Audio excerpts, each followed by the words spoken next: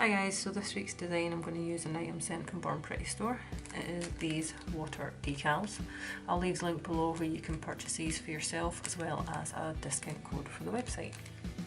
So we're starting with some sponging and I'm doing blue and green.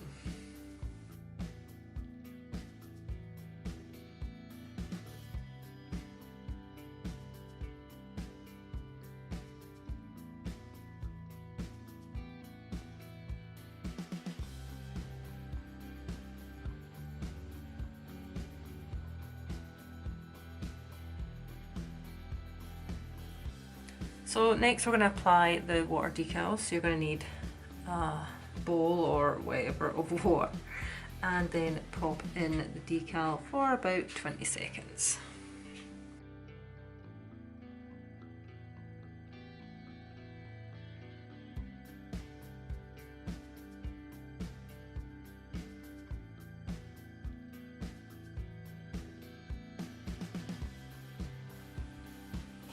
So you just want to try and gently slide it off the backing paper. If it's not coming easily enough, then just put it back in the water.